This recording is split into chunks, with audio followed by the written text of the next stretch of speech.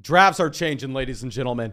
Every single day we're seeing this ADP update where guys that you could get in the later rounds 2 weeks ago, now they're no longer there. Now you're having to pay a premium. We have some wide receivers skyrocketing up ADP right now. I'm going to cover who they are, if there's really no reason why they're moving up and it's mainly just based off of hype, or if they are actually undervalued guys and if we should go ahead and target a few of these names. But before we get into it, make sure you're going down there, dropping a like on this video, subscribe to the channel if you play fantasy football. And if you play fantasy football, you are going to love flockfantasy.com, where you can find all of my rankings, plus all the rankings of your favorite fantasy football content creators. So much premium content over there. And for our special launch, when you sign up with promo code FLOCK, you are going to get 30% off any subscription. And on top of that, you are going to get yours truly going through and breaking down your fantasy football team with the podcast. So make sure you're taking advantage of that. You can find the link in the comment section and description. But that should be about it. And let's dive into a couple of rookies here. I'm sure that you noticed with this first guy, Jordan Addison. Yeah, I mean, you're having to pay a premium if you want Jordan Addison now. Back whenever these underdog tournaments just opened, I mean, back May 1st, Jordan Addison had an ADP of 90.1. Well, now he's about to be in the 60s. Now Jordan Addison has an ADP at 72, where you're having to pay a pretty strong premium. And if you're looking at this Jordan Addison profile, it makes a lot of sense, right? I mean, Jordan Addison breaks out right away as a true freshman. You love to see that. I mean, that's what you're getting for pretty much any wide receiver that comes to dominate their rookie season. Then he dominates his sophomore year in college. This is the breakout year that you need to see your wide receiver command 30, 31, 32, 33% of his team's college receiving yards on a per game basis. That's what you're getting from the Justin Jeffersons. That's what you're getting from the Jamar Chases. That's what you're getting from these guys that actually go on to have phenomenal NFL careers. But there's one other piece of the puzzle. You want that player declaring early. You want that guy declaring after his true junior season and then going into the NFL and getting selected in the first round. That's exactly what Jordan Addison did. He checked every single box that you look for as a rookie wide receiver prospect. And if we're looking at the impact that he can make year one in Minnesota, I mean, hell, he's going to be on the field day one, right? You look at this wide receiver depth chart, and with Adam Thielen in Carolina, I mean, you really just have to jump KJ Osborne. You jump KJ Osborne, and you are immediately the number 3 option in this offense, only behind Justin Jefferson and TJ Hawkinson. Now, I will say, while it's a good situation to get on the field immediately, we do need to be very realistic with the overall ceiling that Jordan Addison has. Can we expect Jordan Addison to potentially go out there and put up a Justin Jefferson, a Jamar Chase, or even a Jalen Waddle type rookie year? In reality, no. He's not going to have that ceiling for a couple different reasons. There was one red flag on the Jordan Addison rookie profile, and that was actually his size. If you look at the weight of Jordan Addison and compare it since 2014, the only other wide receivers in a similar range to post top 24 wide receiver seasons on a per game basis were Hollywood Brown, John Brown, and Devontae Smith. Now, these guys, yes, were able to buck the trend, but they were very unique in that these were speedster wide receivers in the case of John Brown and Hollywood Brown. And in the case of Devontae Smith, he went out there and accounted for almost 50% of Alabama's receiving yards on a per game basis his final season there. Smith was about the best college wide receiver of all time, or at least he had the best college wide receiver season of all time. So very, very hard to go through and say Jordan Addison is going to be that level of player. So there's that one red flag. And on top of this, if you're looking with Jordan Addison, I mean, this is a wide receiver that will never, ever, ever have the chance to be the number 1 option in his offense. I would be surprised if he's the number 2 option in his offense ahead of TJ Hawkinson this next season. And that's why, in my mind, when I'm looking at the ADP of our next rookie wide receiver, I'm going with Quentin Johnston here. Because if you're looking at Johnston, he actually opened up May 1st in these underdog tournaments with an ADP of 102.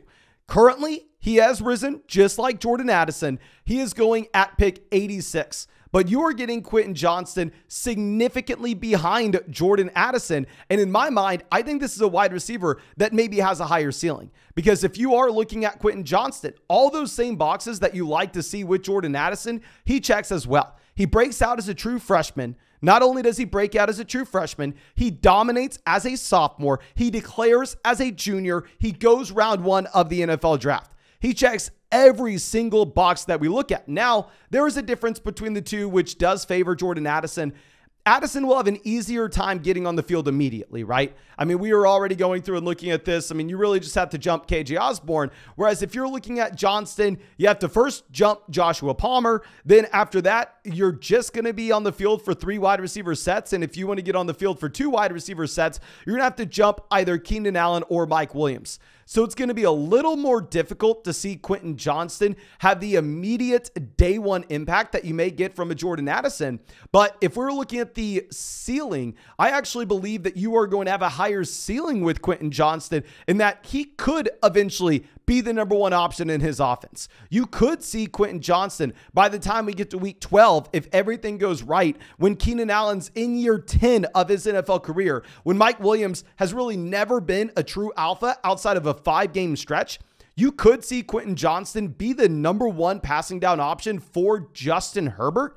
And for that reason, if I'm going to look at the difference between the ADP of these two guys, where Jordan Addison right now, like I said, ADP of like 71.1, and in comparison, you have Quentin Johnston down there at 86. Johnston is wide receiver 43 off the board, where Jordan Addison's wide receiver 35. If I had to choose between the two of these guys, I'm going to go with Quentin Johnston, especially when we consider the fact that underdog, you are highly incentivized to get the highest ceiling possible in weeks 15, 16, 17. That's where the massive payouts are. I mean, if you're looking at Best Ball Mania, for instance, $25 buy-in, $15 million prize pool, $3 million for first place. Yes, you need to get to the fantasy football playoff tournament first. You need to be able to get past the regular season. But then once you get to weeks 15, 16, 17, you need the highest ceiling you can get access to. That way you can advance, wiggle your way through the crowd, and actually come out on top. Like y'all know, we won a couple underdog tournaments last year. But real quick, if you are not drafting on Underdog Fantasy, fix your life. Go over there, link in the description, sign up for Underdog Fantasy, use promo code FLOCK, get into drafts with us today on the live stream. Y'all know we drafted over 700 teams on Underdog Fantasy last year. It's best ball, so there's no time commitment at all during the year, so you can do this on top of the other fantasy football league that you love. It's available in 45, 46 states, available everywhere in Canada but Ontario. And also, if you are on Underdog Fantasy and use promo code FLOCK, you should have this James Harden live. You should have this James Harden line live for you now. So make sure you're going and taking advantage of that. But let's go over to our next guy. And this is a player that I honestly may have changed my mind about. We're going to be looking at Kadarius Tony. So my initial reaction, right? We're looking at Kadarius Tony, who, I mean, has an ADP of 71. Now he's going neck and neck with Jordan Addison. He has risen just like these rookies as this contest has been open. I initially didn't know what to expect. I was saying, okay, well, you know what? Maybe it's not a bad thing for people to go through and draft Kadarius Tony here, right? Because at the end of the day, if you're looking at Kadarius Tony, this is a wide receiver that's attached to Patrick Mahomes. He's in a wide receiver room that literally has nobody. You're competing with Marquez Valdes-Scantling. You're competing with Sky Moore. You're competing with Rashee Rice. It's wide open for Kadarius Tony to come in here and grab that job. Now, the issue is when you go to look at Kadarius Tony with the first 2 years of his NFL career.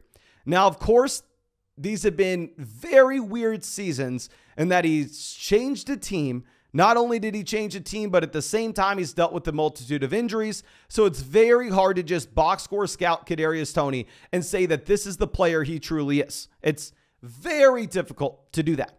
But to be fair, Kadarius Tony, over the course of 2 years now, has averaged slightly over 4 targets a game. Kadarius Tony has averaged a target share of 11% on a per game basis. Kadarius Tony has averaged 35 total yards on a per game basis. Kadarius Tony has been the wide receiver 68 and the wide receiver 92 from a points per game basis. I really don't know what to do with Tony. Last year, I was willing to say, okay, well, yeah, I mean, he didn't really do anything. He was injured, but he showed us some elite traits, right? He had the blow-up game in his rookie season. And then on top of that, as a rookie, he had 2.2 yards per route run, which is incredible. It tells us when he gets on the field, when he's running routes, he draws targets and he is efficient with those targets that he draws. This past year, you kind of see the same thing. This past year, Kadarius Tony's up at 2.8 yards per route run. The efficiency is through the roof with Kadarius Tony, but we have never seen the volume there. So I don't know. Personally, I am avoiding Kadarius Tony in this range. I can't take him over Cam Akers. I can't take him over Hollywood. I can't take him over Treylon Burks. I can't take him over Darren Waller. I probably wouldn't even take him over Gabe Davis. Like in my mind, if you're looking at Tony versus Gabe Davis, they're kind of the same guy, but Gabe Davis has actually proven himself. So I think the ADP should kind of be flip-flopped with those two options. I mean, going over to Quentin Johnston, I think he would be in play over Kadarius Tony for me, and he's going 15 picks later on Underdog. Jahan Dotson, I would be in play for me over Kadarius Tony. He's going 12 picks later. So I don't know. I thought that the pick of Kadarius Tony was fine, but as we dive a little deeper into it, I really think you have to be fading him at this price. At least I am.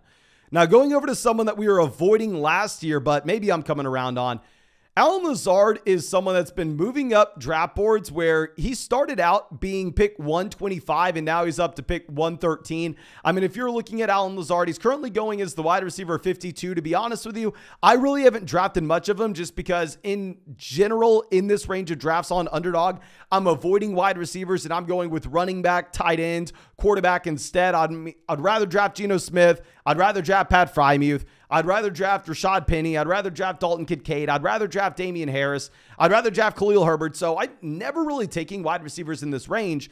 But Allen Lazard was actually better last year than I initially thought. Allen Lazard went out there and was the wide receiver 33 from a points per game perspective. I mean, he had a 20% team target share, 1.9 yards per route run. His air yards were up to 82 a game. So I will give credit where credit's due. Lazard had a much better season this past year than I initially thought he did. Not only did he have a much better season than I thought, at the same time, this is a New York Jets offense that has Garrett Wilson numero uno. But then outside of that, not too many other weapons in the passing game unless you want to count Breece Hall, which obviously just a completely different area of the football field.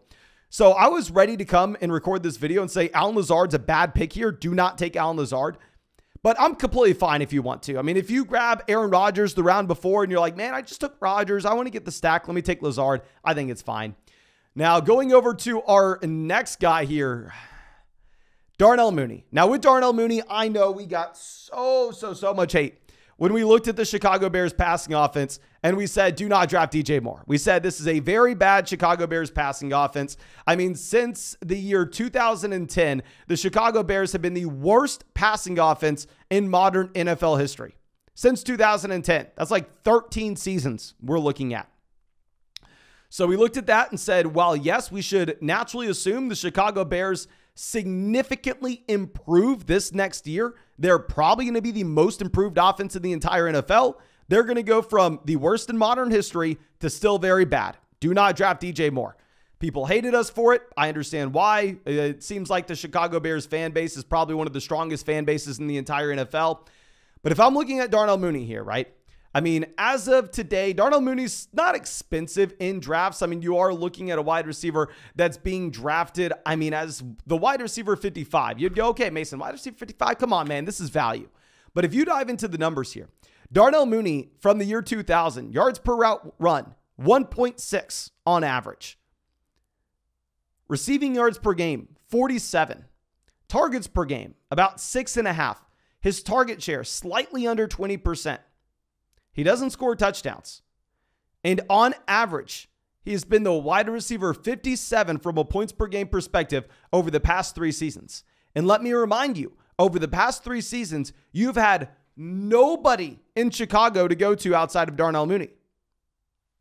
If Darnell Mooney was ever going to be productive in fantasy, it would be in that context. It would be when there wasn't another pass catcher, when he can get to a 20% team target share. But he wasn't productive. He's been the wide receiver 71, the wide receiver 37, and the wide receiver 63. So we're looking at a wide receiver that's being drafted, I mean, higher than where he finished last year and higher than where he usually finishes. So you're expecting improvement.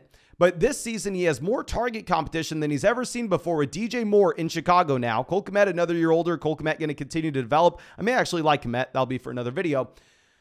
And on top of this, he's coming off a torn ACL. So if I am looking at Darnell Mooney and I'm going to be comparing him to some of these other players, I would honestly maybe rather take a shot on a tight end in this range. Like right now on Underdog, you can grab Dalton Schultz, who has an ADP after Darnell Mooney. I'd probably rather grab a running back in this range. I'd much prefer grabbing Elijah Mitchell here than Darnell Mooney. I mean, I'd maybe even rather grab a quarterback in either Jared Goff or Russell Wilson. Khalil Herbert, the starting running back for the Chicago Bears, is going right here. Damian Harris is going right here as well. So in general, Darnell Mooney is someone that I cannot draft at these prices. Maybe if you took Justin Fields at the beginning of the draft and you wanted to stack, then sure, go for it. I just don't see why Darnell Mooney is rising this high in drafts here. I mean, it's just such a nasty spot, and he hasn't been productive in the past.